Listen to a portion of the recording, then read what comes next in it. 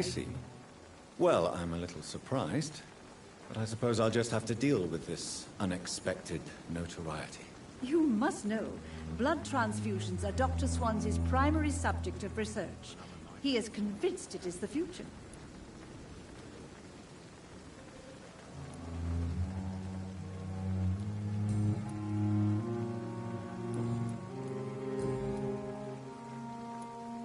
How are things here? Not good, to say the least. We're struggling against an invisible enemy, more lethal than any bullet from a gun. It's hard, Doctor.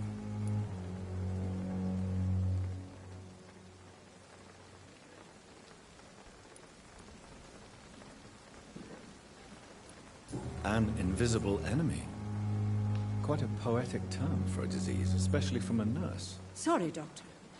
These last few weeks have been exhausting. We could all do with a good night's sleep. Do you think this hospital can survive the epidemic? We are all volunteers here, and we're trying to hold fast, but how do we beat an invisible killer? Some nurses have already resigned.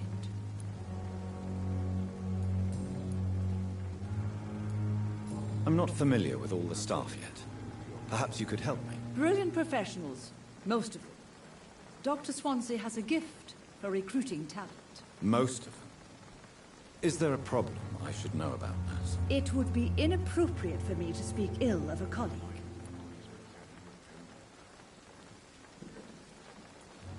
Is there anyone that stands out? Well, I have never met someone as dedicated as Dr. Tippett's. He should be a standard for us all here. If only he were younger. Why should his age be a problem? I guess it's fair to say he's always pushing himself to the limits. He just doesn't know when to stop and get some rest. Nurse Brannigan, if you do know something, please tell me. Anything you say will be held in confidence. No. I may disagree with some conduct, but in the end, everybody is doing their best.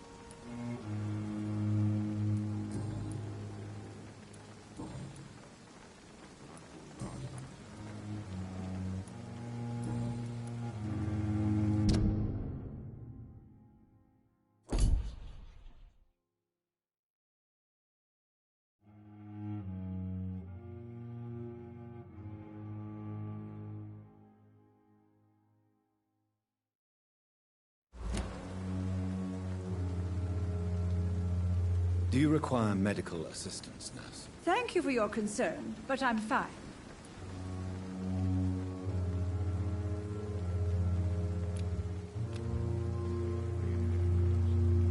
Goodbye, nurse. Call me if you need assistance.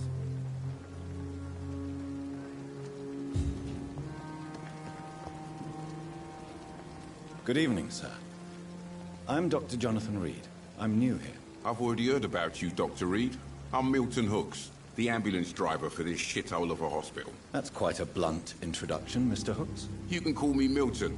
I like to speak my mind, Dr. Reed. Perk of the job. Don't judge me, and I won't judge you. I'm not sure I understand what you're talking about. Well, I'm no doctor, but I'm pretty sure a gun can't be used as a surgical instrument. You have a keen eye. I learned to shoot during the war, and have carried one ever since. Old habits die hard. No need to explain, Dr. Reed. And if you ever need a better gun, remember, I may have something for you.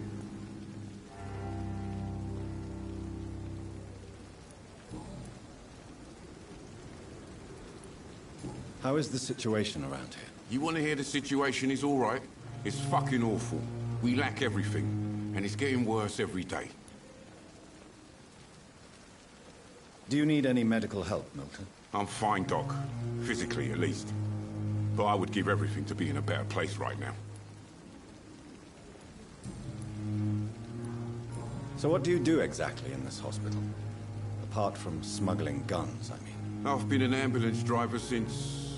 too long, I guess. I bring sick people here night and day. It's a dirty job, but I get it done. Most of the time.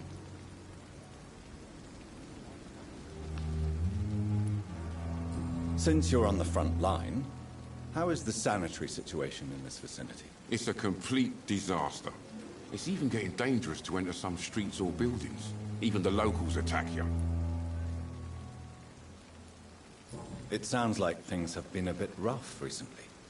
What's happened? Yesterday I got attacked by the patient I was bringing here. I escaped from the hospital's garden, but I lost my wallet when I was running. You left an infected patient outside the hospital? That's incredibly dangerous. Go there yourself if you want, but be careful, Doctor. I'd rather not bring your dead body back.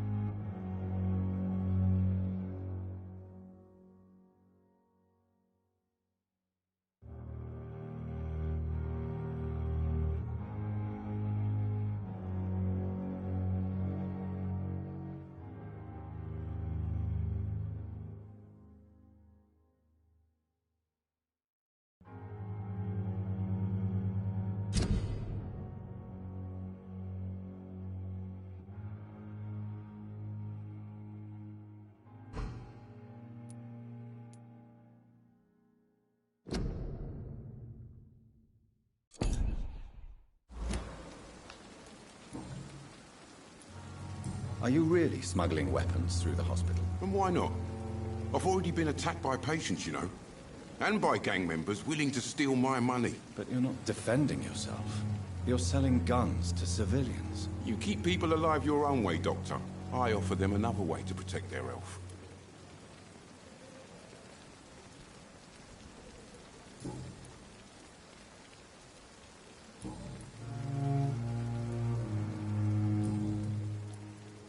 I'd like to see your goods. Wise choice, Dr. Reed. A reliable gun is what everybody needs these days.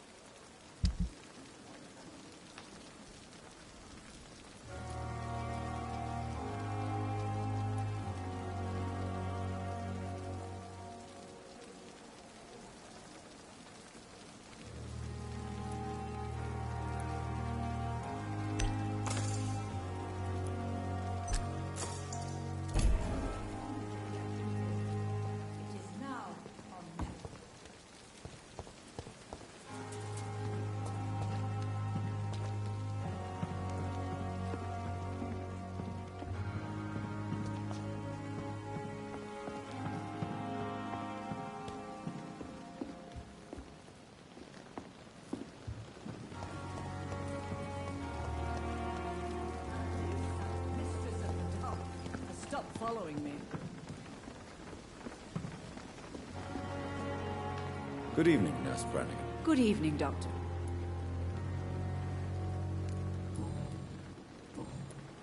Goodbye, Nurse. Call me if you need assistance.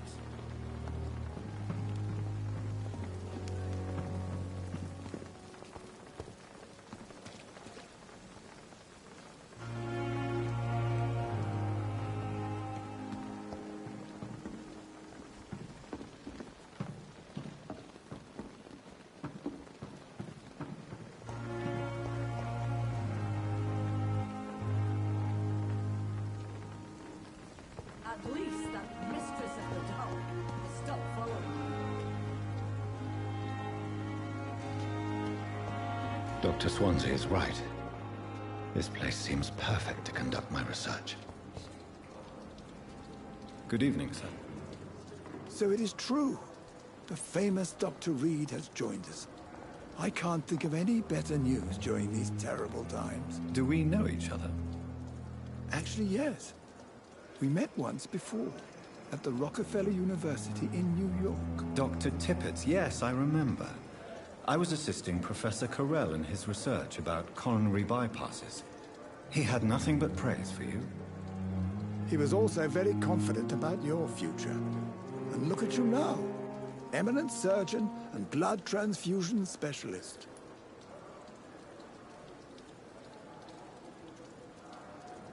Do you need any medical assistance yourself, Doctor? Come on, don't be ridiculous, dear colleague.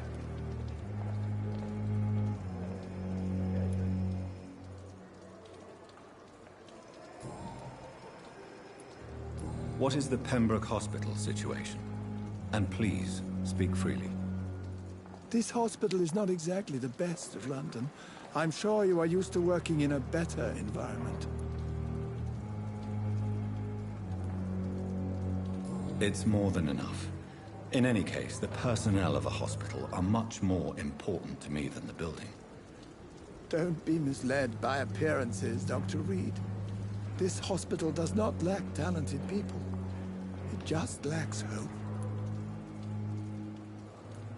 What can you tell me about the staff in the hospital? Some are really good, and others are not so good. But during this troubled period, there is no time for slander. I prefer to focus on the positive character traits.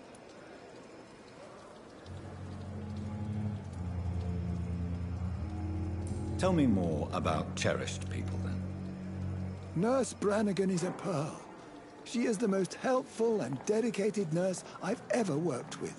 A clever and cheerful woman. You really seem to admire her skills. I'll go even further. If she was a man, she would be a damn fine practitioner. Any opinion about the management? I don't always agree with Dr. Swansea's reserve, but I must admit he does all he can to keep this facility running during this crisis. Ah, yes, the burden of command. I was fed up with this concept while serving as a medical officer. Don't get me wrong. Swansea's a good administrator. I just wish he would get out of his office now and again.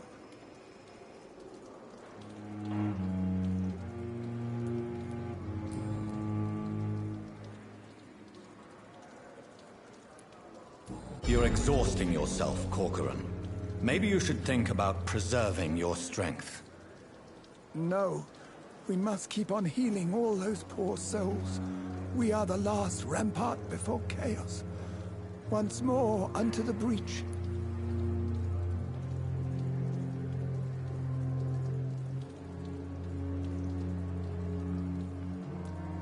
Nurse Brannigan is worried about you, Doctor. She should not have told you that. I will have a word with her. You don't have to blame her for her honesty. I'm not that kind of man, my dear Jonathan. Actually, Nurse Brannigan's opinion is the only one I may listen to.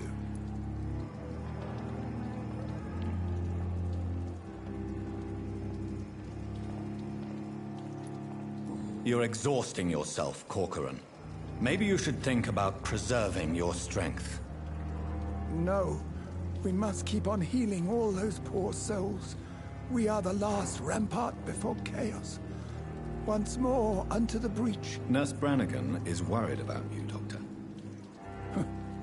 She should not have told you that. I will have a word with her. You don't have to blame her for her honesty. I'm not that kind of man, my dear Jonathan. Actually, Nurse Brannigan's opinion is the only one I may listen to.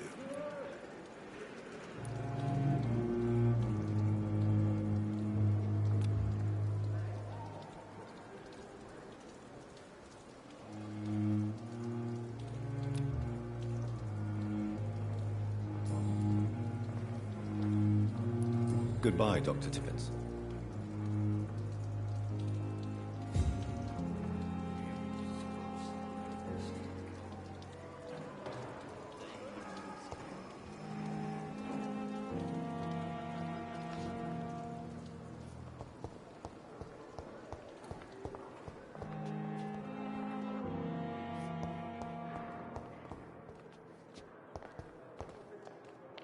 Good evening, nurse. Good evening, Doctor. I don't think we've been introduced yet. My name is Pippa Hawkins. And I'm Dr. Jonathan Reed. Dr. Swansea has recently offered me a position in this hospital. Well, it's a euphemism that your help will be appreciated, Doctor.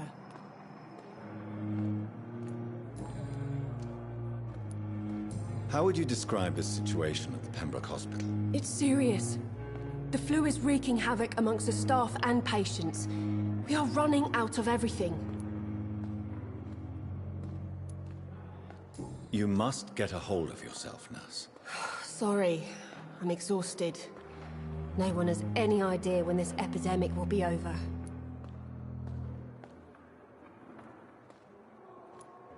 Nurse Hawkins, the Spanish flu won't last forever. Even the Black Plague didn't kill everyone. I wish I could believe you. But what if this epidemic was worse?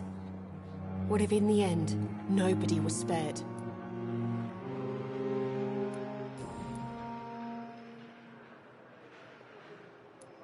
How is the Pembroke staff coping with the epidemic? Well, not well. Milton, the ambulance driver, is even more grumpy than usual. Especially concerning doctors. Why is Milton grumpy on a daily basis? Is it just an act? Milton's not the kind of man who's bothered about a bad reputation, whether he deserved it or not. Why does Milton dislike doctors? I don't know. Just ask him. But be warned, Milton is not the chatty type.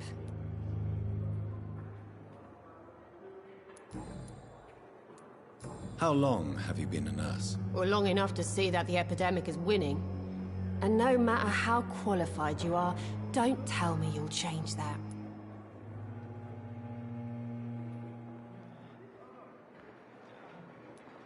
You'd be surprised what dedication can achieve, Nurse Hawkins.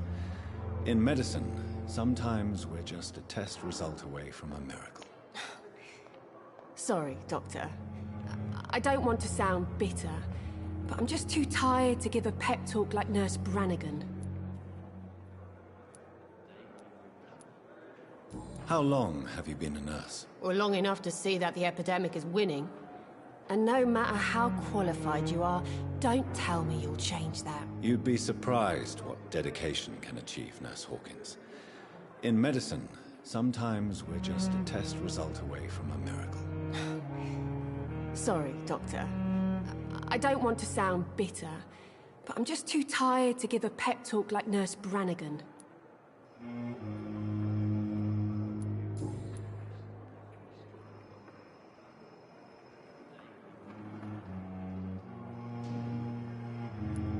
Goodbye, Nurse Hawkins.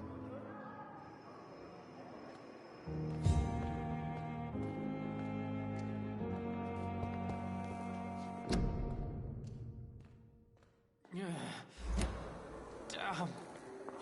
The pain. Good evening, miss. I'm Dr. Reed, the new surgeon at the Pembroke Hospital. And who are you? Your name has no meaning to me, mortal. You're nothing but dust blown by the winds of eternity. I beg your pardon? What are you begging for, mortal? My clemency? Well, tonight maybe I'm inclined to mercy. You'll never forget the night you met Thelma Howcroft. You keep calling me mortal. Why is that? And if I'm mortal, what are you? Well, Dr. Reed, if you must know, I'm a vampire.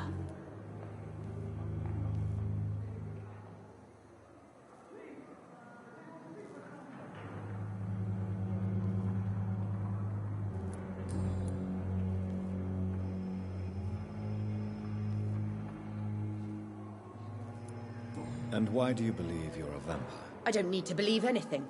It is what I am. It is what I feel within this hollow shell of flesh. Please, describe to me how you feel. What is it like to be a vampire? I can hear my body crumble from the inside as my flesh cracks and fades. I sense the last pulse of postulant blood within my drying veins. I need new blood. I see. Have you ever heard of Cotard's syndrome, Miss Howcroft? Never. It's a mental illness discovered by a French neurologist named Jules Cotard. The affected patients are delusional. They believe that they are putrefying, that they are dead, a ghost or a ghoul, or in your case, a vampire. Delusional, you say? Oh, sad and petty mortal. You can't even begin to understand the concept of immortality. And you think it is I who am delusional.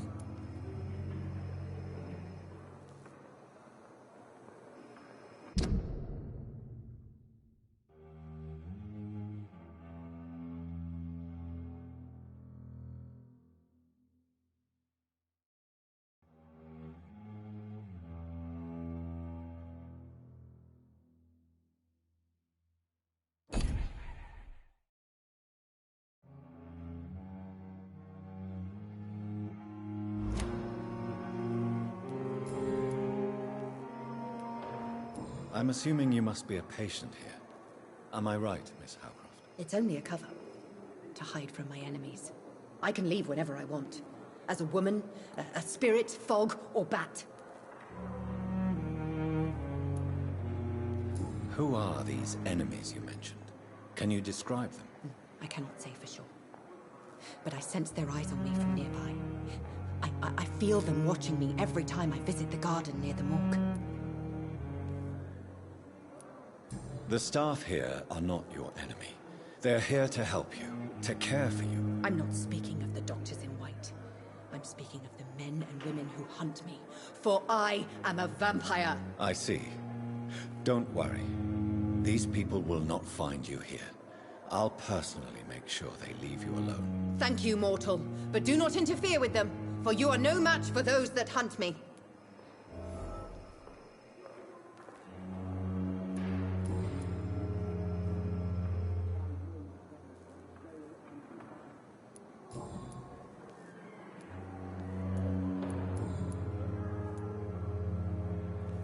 Who are you really, Miss Howcroft?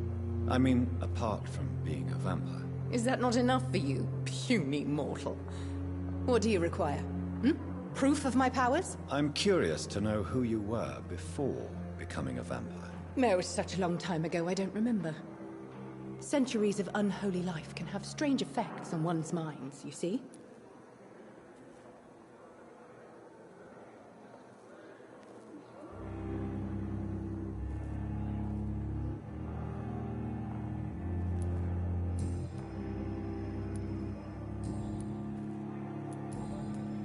I'll leave you, Mistress of the Dark, to your nocturnal activities.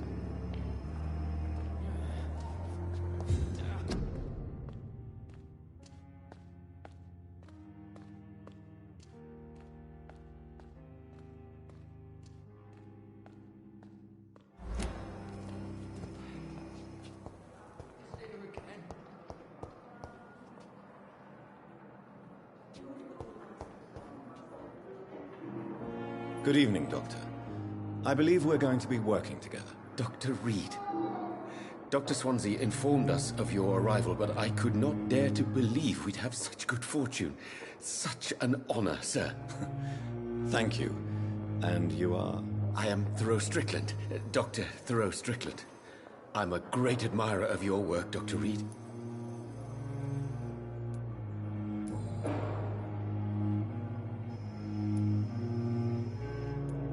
What can you tell me about the Pembroke? Well, it has always been an honor to work with Dr. Swansea. But with your arrival, I can't think of a better opportunity to learn about blood transfusion. Do you need help with anything in particular? Well, yes, maybe. I'm waiting for a batch of products I ordered for my personal research, yet my supplier seems to have vanished. Do you want me to play the errand boy for you? Oh no, Dr. Reed. But if you went personally to his shop, what with your reputation and all, he wouldn't dare to refuse the products I need. I see. Well, give me the address, for I may pass by if I have time.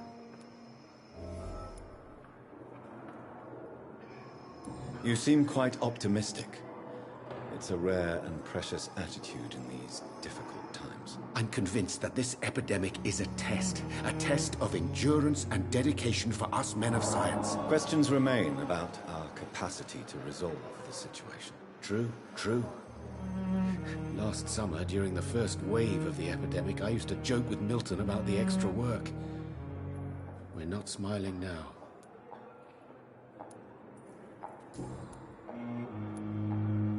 Please, could you tell me something about yourself? I'm a great admirer of your work concerning blood transfusion, Dr. Reed. I run my own experiments. I'm convinced it's the future.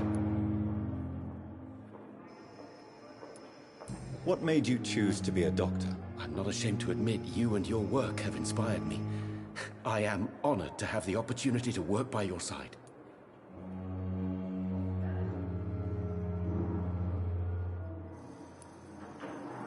It's always a pleasure to share scientific and medical knowledge with someone eager to learn. I'll be glad to help you if I can. This epidemic may be the century's most terrible disaster, but I'm convinced that we, as doctors, are the only ones able to defeat it.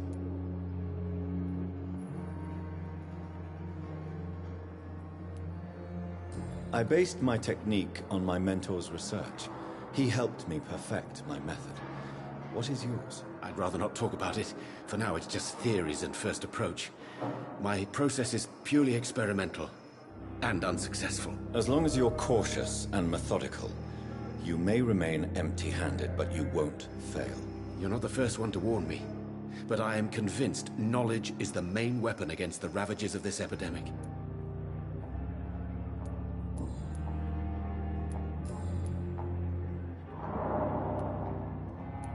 Goodbye, Dr. Strickland.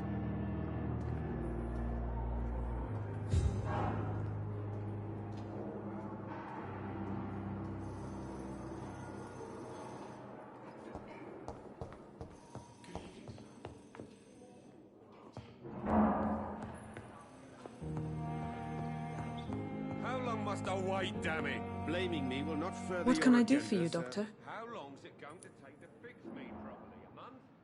A year? You have the right to disapprove of our methods, and you will kindly apologize when... Thank you, Nurse Crane.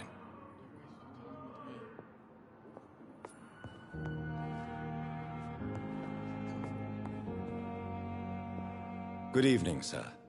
I'm Dr. Reed. May I help you? I don't know if a third opinion is needed. Your colleagues are already arguing about my condition. I see. Would you mind telling me more about your situation? I'm Harvey Fiddick. All I want is to get me bloody arm fixed properly.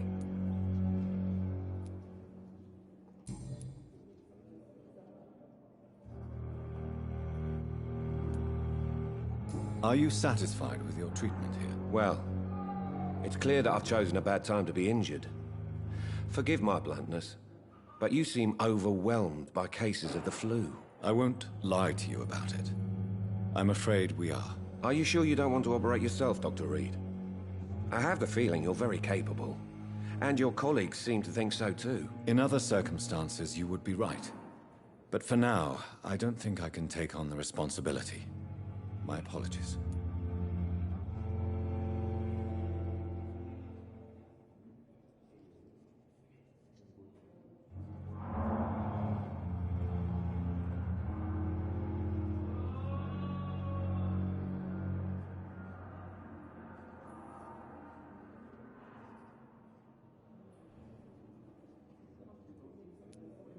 Tell me about yourself, Mr. Fiddick. I'm just a regular guy waiting to get his arm fixed, so I can return to work and to my family. I was more curious about what you were doing before being hospitalized. I'm a carpenter, and a good one too.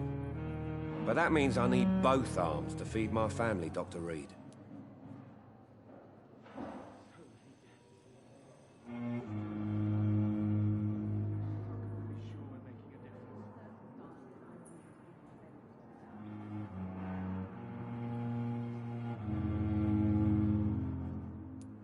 Tell me about the doctors who are arguing about your case. Strickland and Aykroyd.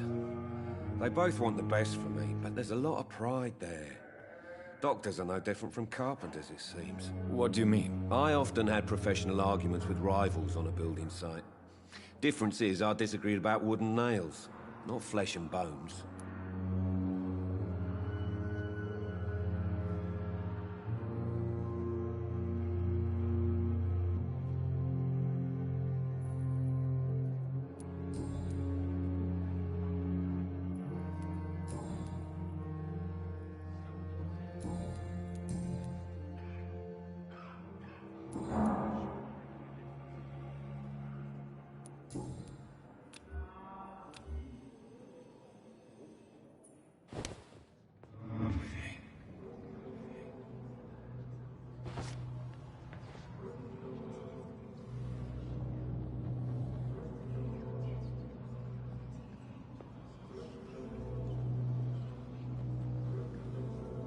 So tired.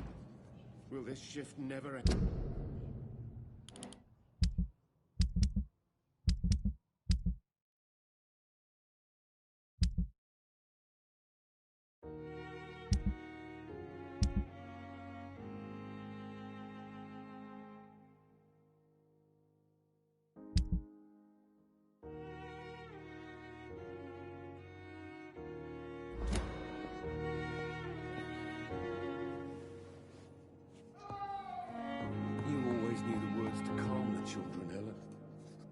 As for me... Good evening, Dr. Strickland. And good evening to you, Dr. Reed. Can I be of any help?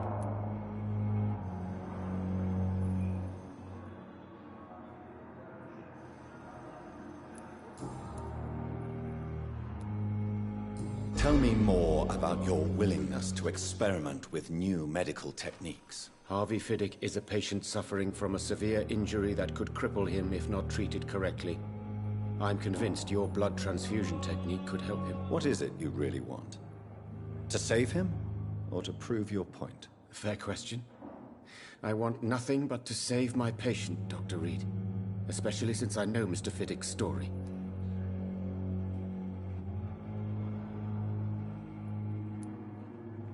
This personal involvement could also appear to be a lack of impartiality. You must know that a good surgeon must remain neutral. I agree. But that does not excuse Dr. Aykroyd's behavior. A man who did not even take time to converse with his patient. Do you think keeping his distance was a mistake? All I know is that I'm taking care of human beings with desires, hopes, and fears. Not some biological machine comprised of blood, bones, and flesh.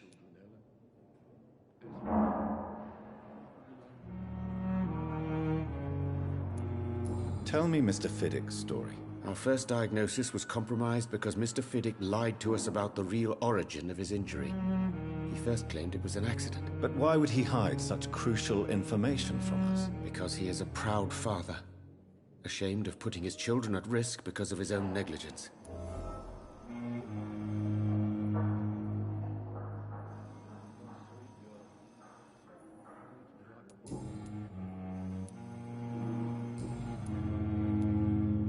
Goodbye, Dr. Strickland.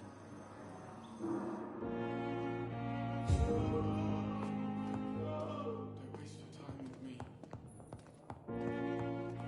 You always knew the words to calm the children, Helen. As for me, what a blundering idiot. Good evening, Mr. Fiddick. Good evening, Dr. Reed. Any news about my operation?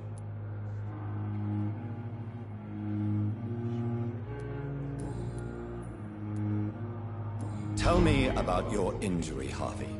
Why do you feel so guilty about it? My wife died because of me. And now I may lose everything because I've been careless enough to hurt myself. What an arsehole.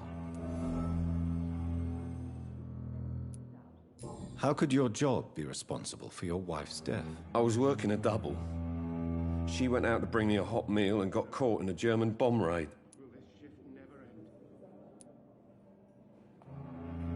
You can't hold yourself responsible for your injury, Mr. Fiddick, unless you tried to hurt yourself. Of course I didn't hurt myself.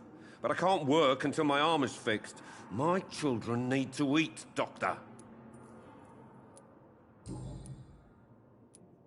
Tell me more about the death of your wife, Harvey. 1915. I was in the army, building workshops for the Royal Flying Corps. Helen was happy I wasn't sent to the front. What happened? The Germans sent Zeppelins to bomb the construction site, but they missed their target. My wife was bringing my dinner when the bombs fell.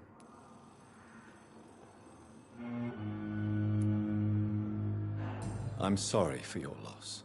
So many died during the bombings. I served in France and witnessed the carnage there. I would like to say that she didn't suffer. Truth is, I have no idea. I just know that I'm all that me kids have. Poor little bleeders. How are your children after losing their mother? They were smaller then. The only good thing about this is my Helen didn't bring them with her that night.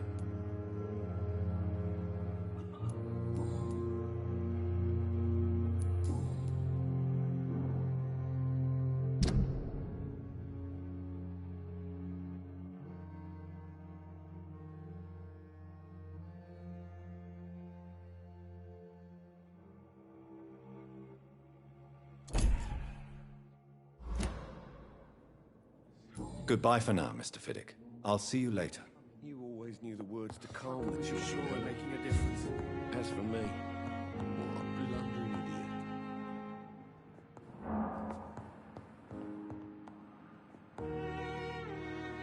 Good evening, madam.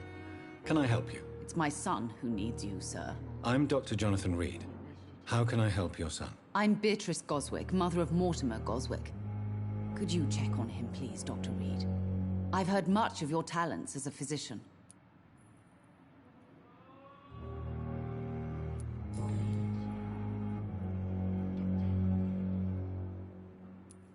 What do you think of your reception here? Any complaints? I have had the uttermost reservations about this hospital since we arrived. But we had no other choice, considering the state of emergency. Is there something in particular that's bothering you? Some of the staff were not especially welcoming. I suspect they're not accustomed to dealing with patients of such social standing.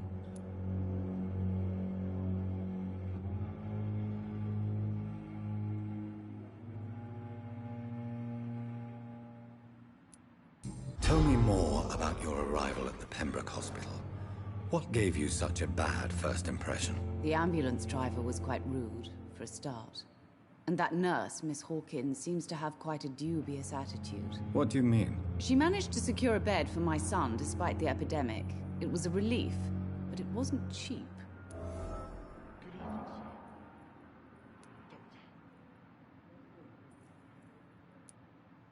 I share your concern, Mrs. Goswick.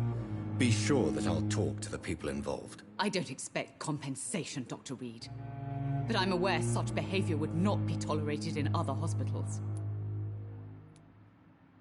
She charged you for a bed? Yes, and I paid without question, considering the urgency of the situation.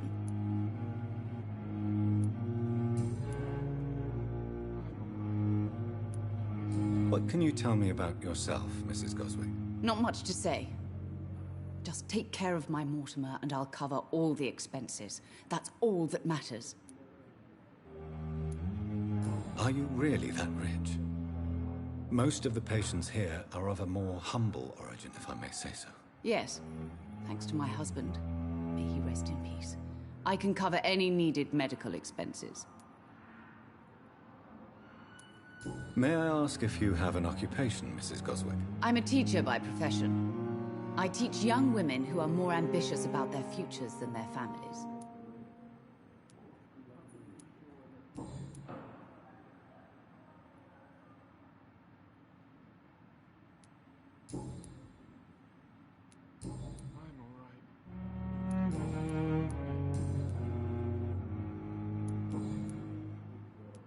Goodbye, Mrs. Goswick.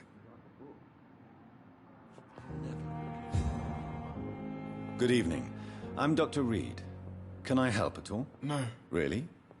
Why are you here, then? I don't want to talk. My throat hurts too much. I suppose that this pain is the reason you're here. Is someone taking care of you? Yes. And no. Could you at least tell me your name, sir? Mortimer. Mortimer Goswick.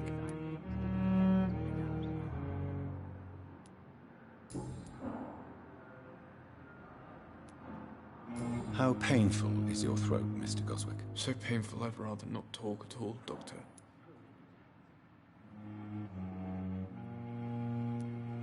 I'm sure you realize a doctor and his patient have to communicate, sir. Would it help if I gave you some paper and a pen? Not really. I see. Then maybe it's not just your throat that hurts, Mr. Goswick. Perhaps your sore throat is just the consequence of something more hurtful. Yes, maybe. But I don't want to talk or even write about it now.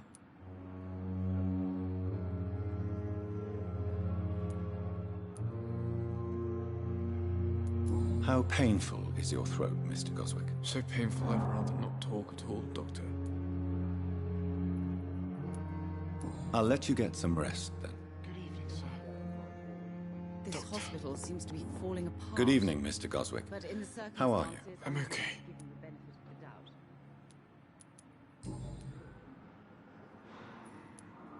Why did your mother have you hospitalized here? She seems convinced this is a bad hospital. My mother just wants the best for me. She won't rest while I'm here. She'd go all the way to hell and back to help me.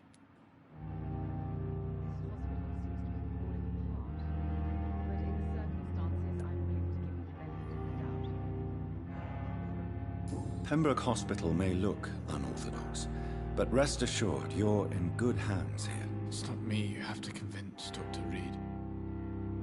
It's my mother. Is your mother bothering you? As your doctor, I can ask her to leave you alone if you would prefer. That's tempting, Doctor. But you have no idea what my mother is capable of. She would tie herself to my bed if you asked her to leave.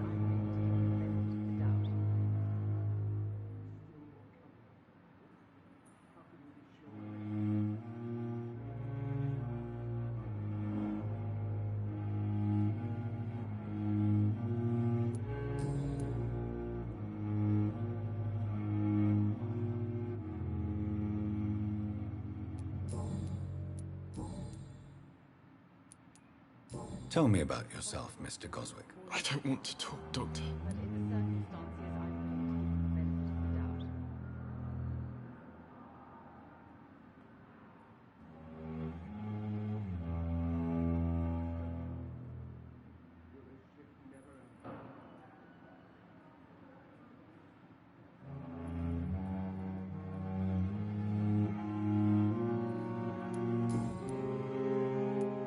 I have to go now, sir. But don't hesitate to contact me if you need any help. I'm all right. Don't waste your time with me. And still more coming. How can we be sure we're making a difference? This hospital seems to calm the children, Ellen. But in the search for Dr.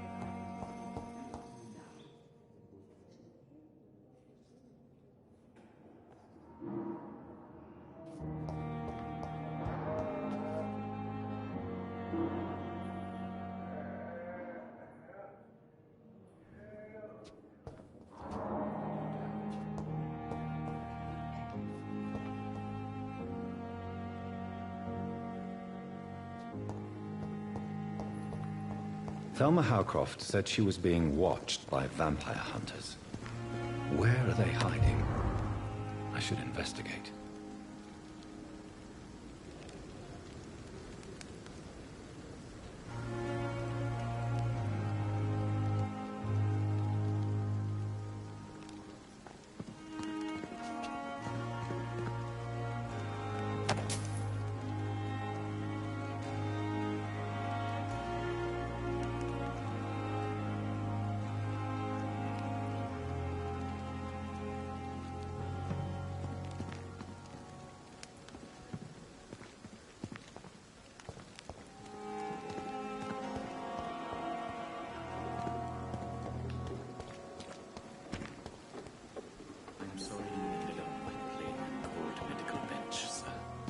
I understand you must be very angry about this unfair situation.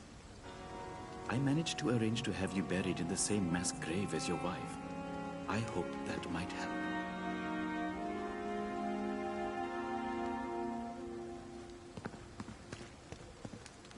It's locked.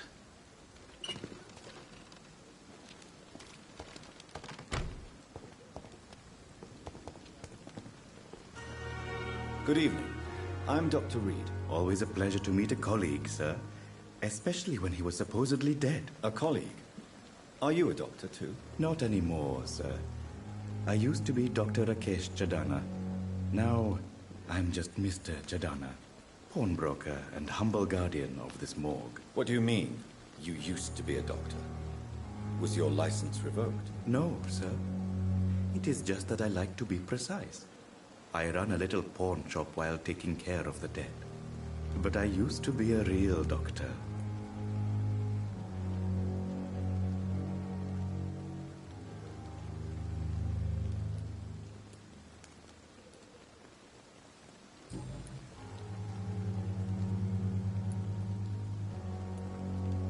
Do you work here alone? Yes, very easy work, sir. All I have to do is watch a few bodies. The situation was very different when the main morgue was still open. Why do you have to watch these bodies? Because these poor fellows have no names. We keep them in case someone comes looking for the missing. Sadly, very rarely happens. Why close the hospital's main morgue? It was for sanitary reasons after the beginning of the epidemic. Cadavers had to be moved to the nearest mass grave.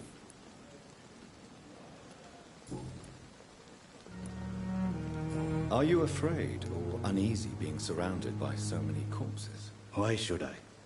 These bodies are empty vessels. Flesh left to decay. Poof. No soul anymore. All gone.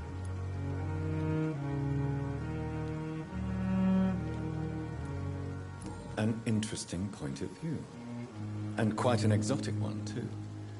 Most people fear, or at least have a respect, for dead flesh. Sir, as a medic during the war, I learned to face my death and the death of others. It's the pain we have to tame, not death itself.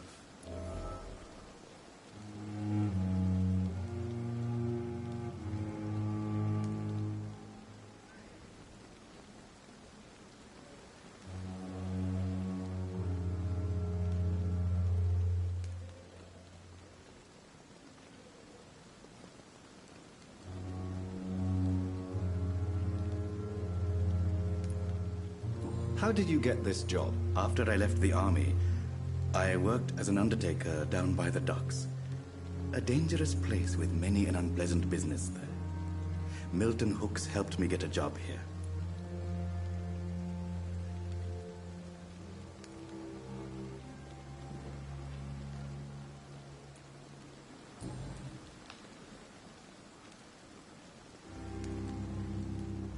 Have we met before?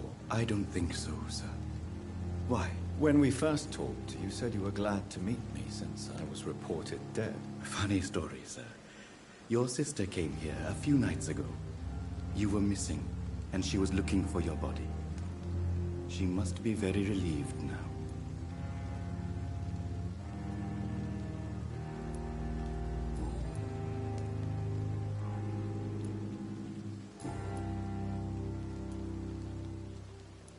A pawnbroker? I expect you get all types of people here. Yes, sir. All kind of people. For I sell all kind of goods. Who comes here to trade with you? It's very unhygienic, even unsafe. Diseases can spread. For the customers, for the hospital. I'm very cautious, sir. I've been a doctor, remember? And all my clients are good people. In fact, I think I only know good people.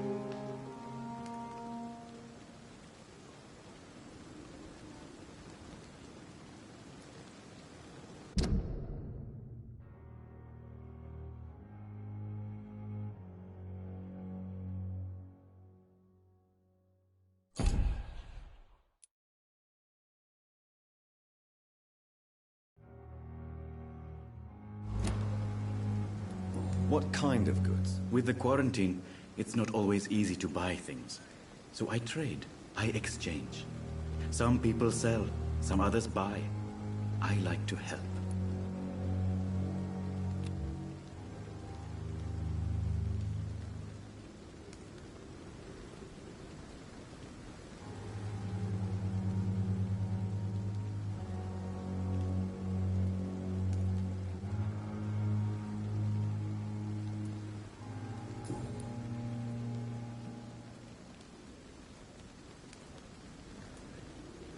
Since you're not afraid of dying, do you believe in life after death, Rakesh? No. I believe we must do all the good we can while alive. For our time is short, and the obstacles are endless. Do you think you would enjoy immortality as a concept? I don't think so. Don't mistake me. I love life, and I'd like to live a long life. But everything has to decay, sir. Even goodwill.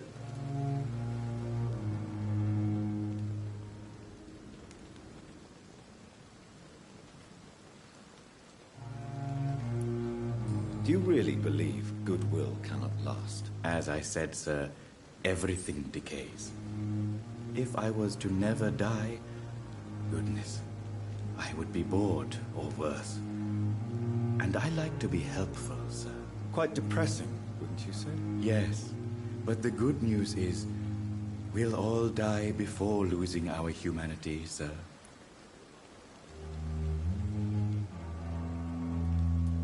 So you're ready to die? No, I am not. I don't fear death, for I won't see it. What troubles me is the pain my death will inflict to those I know. You're a wise man, Mr. Chidana. No, Dr. Reed. I am a foolish man. But I like to think otherwise.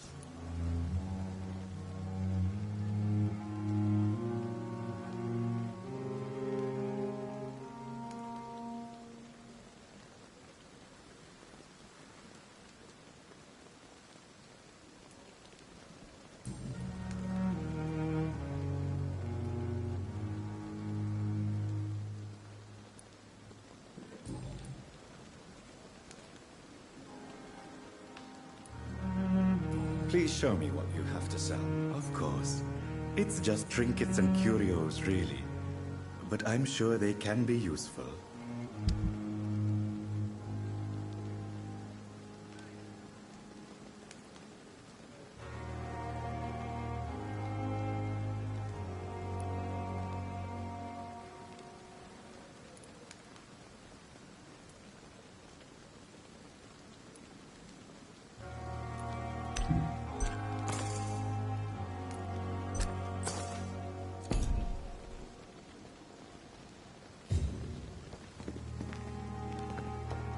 I cannot enter.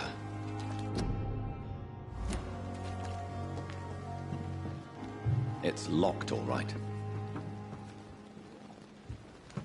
It never ceases to amaze me how you, the dead,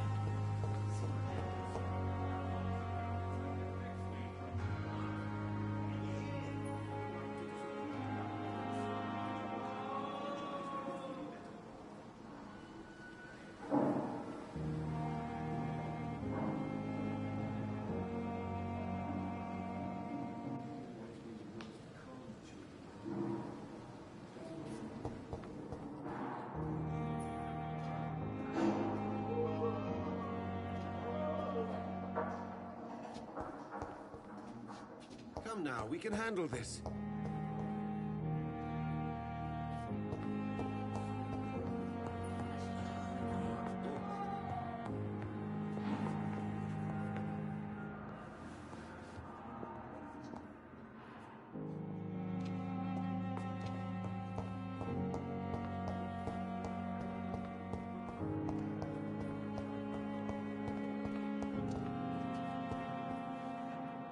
Good evening, sir. Can I help you? Unless you're here to fix my face. No. I don't think you can help me. I'm Dr. Reed. I've recently taken the position of head surgeon here. War injuries, am I right? You guessed right, Doctor. German shell took my pretty little mug right off. But they still call me Thomas Elwood.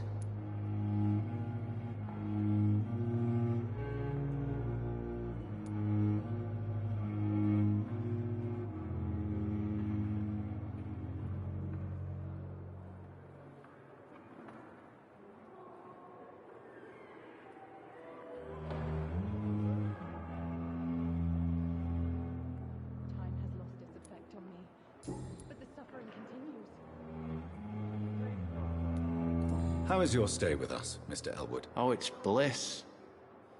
I just escaped death in the trenches to be surrounded again by the moans of the dying. Can I ask you precisely why you're a patient here? It's the pain, sir.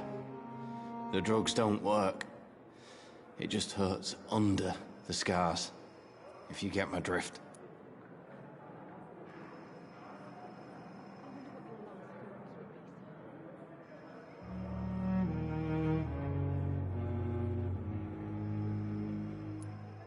Can I do anything for your pain? Nurses gave me a bunch of pills. No effect. Told you. It's like the flames are under my skin, burning away. Who is treating you? Is someone in particular looking after your case? Nobody since the old and tired doctor spoke to me. Started to think I was forgotten about. Wouldn't blame you. You don't seem worried by that. My face hurts so much more when I smile or cry. I've learned it's easier not to speak. But be assured I'm smiling inside.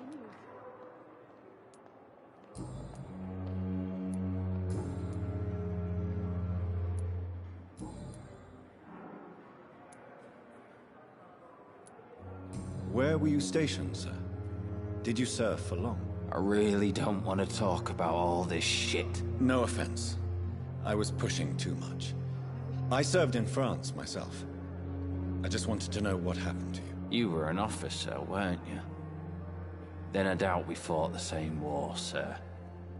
No offense. How close are you to Miss Horcroft? Are you aware that she thinks she is a vampire? To wait for her next nibble is the best reason to stay here. Every time she approaches my bed, she treats me like something tasty. A normal person. Aren't you afraid? She may hurt you if the game goes too far. She's quite harmless, I can assure you. Her head's broken inside is all. While I'm busted on the outside. But she's still beautiful. Living proof that there's hope for me.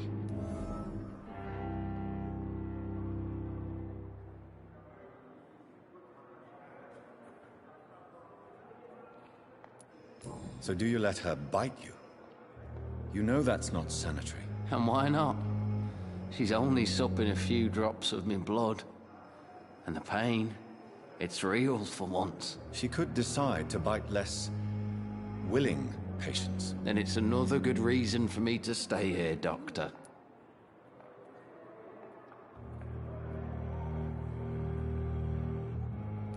You do realize she's mentally disturbed. It's called the Cotard syndrome. She truly believes she's a vampire. In her madness, she never refers to my scars. And frankly, if I could, I'd join her world. It seems much more fun than the real one.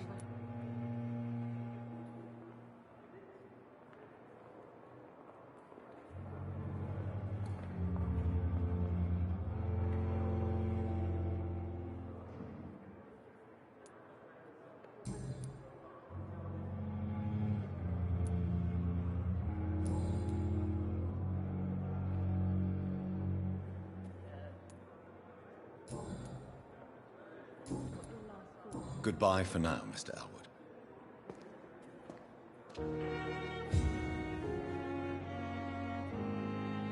Fear and disgust on every street corner.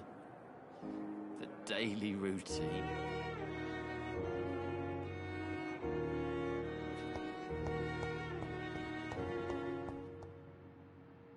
Good evening, Mr. Hampton. How do you feel? Dr. Reed, is it? Oh, sir, I must apologize for my behavior. What do you mean? I was not myself in the factory. Fear and exhaustion made me say awful things to you, I'm afraid. You remained perfectly nice and polite. A little delirious, perhaps. But who wouldn't be after enduring an abduction? Thank you, Doctor. That's a relief. Now all I need to do is rest and return to my flock.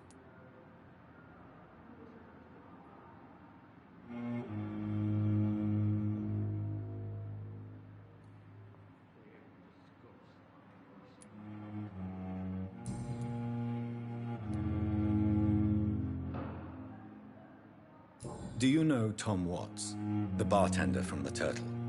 I met him before I found you in the canning factory. Tom? Yes, of course. Always the helping hand, good old Tom.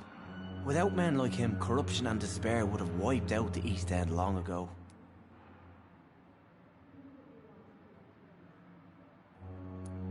People are still in despair. How could it be otherwise?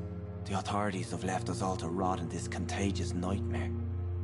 No drugs, no advice, nothing. It's a damn shame.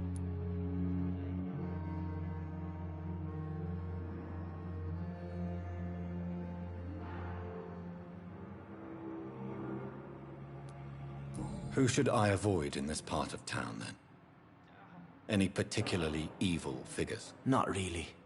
Most men and women are just doing their best. And it's not my habit to speak ill of people I know, Doctor.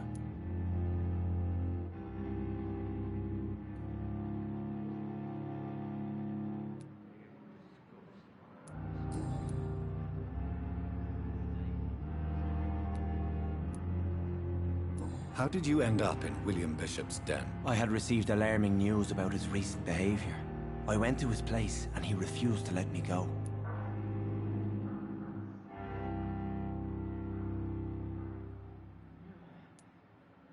Why did he abduct you? William was an alcoholic. His addiction suddenly changed to blood. I don't know why. Just like a patient I met here. This Miss Hawcroft.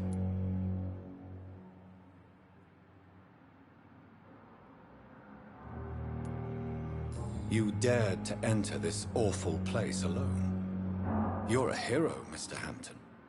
Or a fool. I'm just a man trying to help his friends, Dr. Reed. William Bishop was a conflicted soul, searching for light.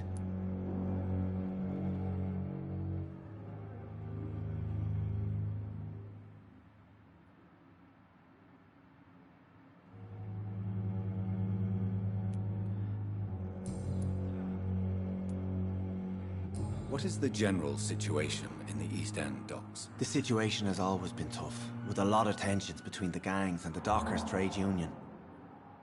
The wet boot boys are very nervous since they lost their leader.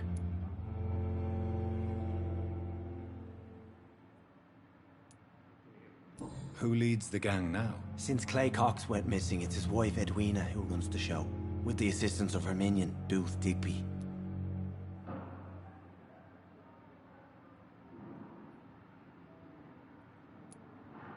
Has the gang been threatening you? Ah, no. I've had this nickname for so long. You know, the sad saint of the East End. No one dares to bug a saint. Not even criminals.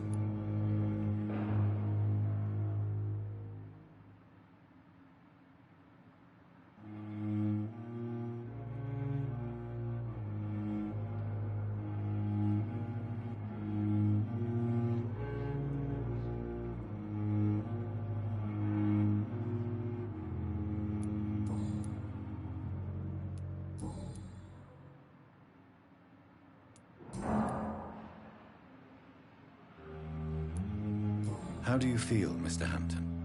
Medically speaking, I mean. I feel exhausted. Beyond exhaustion, actually. William drank so much of my blood in his madness. I feel empty. You're in good hands here. Dr. Swansea is well versed in blood transfusion, and I'm sure he'll take the best care of you. Thank you, sir. I believe all I need is rest. And then I can go back to the people who need me.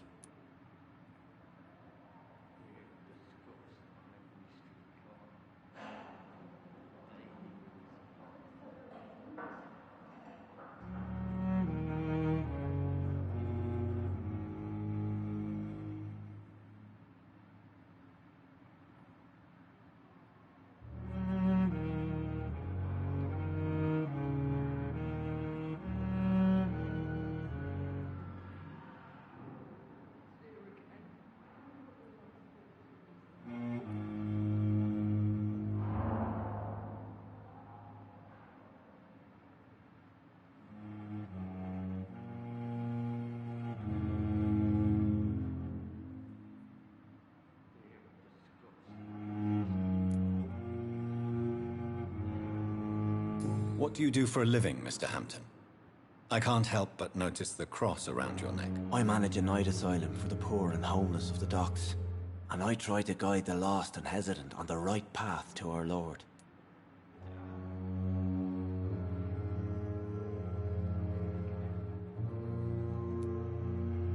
Are you a priest, Mr. Hampton? A deacon, maybe? Not at all, Doctor. I'm just a man of faith willing to preach the good word.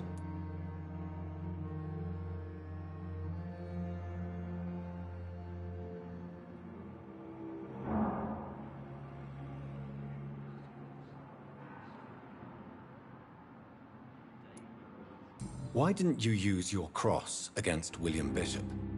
To repel him somehow? That's a very strange question, Doctor. A cross is no magical token, if that's what you were trying to say. Not mine, anyway.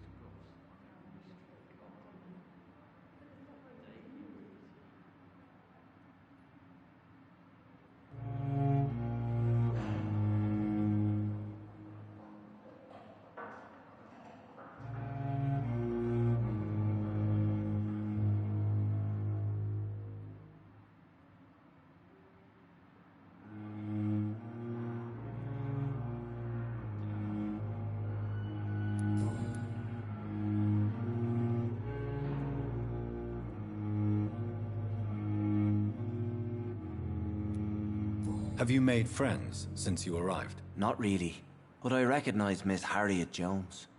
I knew her when she lived by the docks. That poor woman had such a miserable life. You never came to see her here at Pembroke? Receiving visits when sick can be an important part of the healing process, you know. We're not just bodies. You're preaching to the converted now, Doctor. To be truly honest, I thought she was dead. She left the docks many months ago.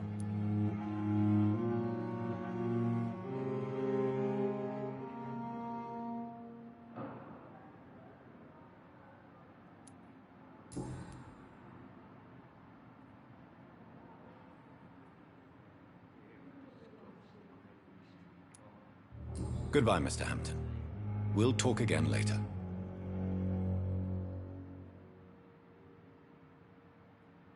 Hello again, Dr. Reed. I feel better already. Can I go soon?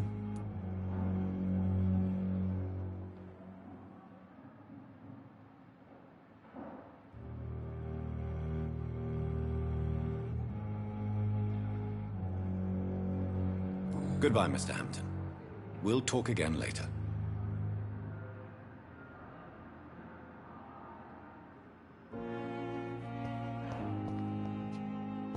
It's locked, all right.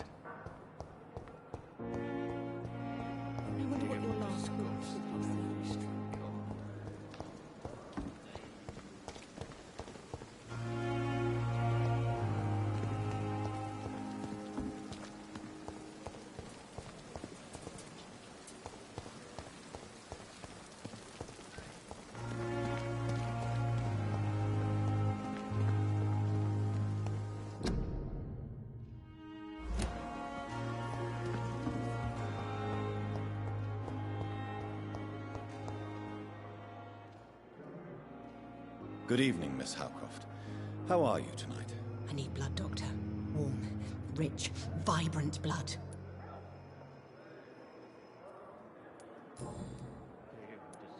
Tell me, Thelma, why do you feel so attached to Mr. Elwood? Why him? I'm not sure, Doctor.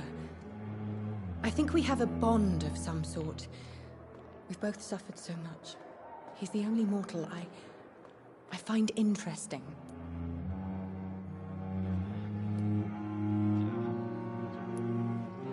Do you plan to make him a vampire too? Of course not.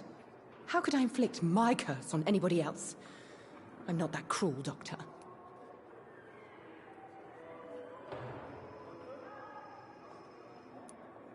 Would you say you and Mr. Elwood are romantically involved? No. No, Thomas is a delicate soul. Even though he disguises it. But I am not the woman he needs. No, for I am a vampire, Doctor.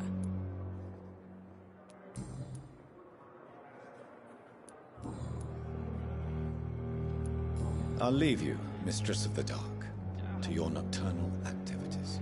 I wish I could be sick again. Here again. My blood boil with the fever.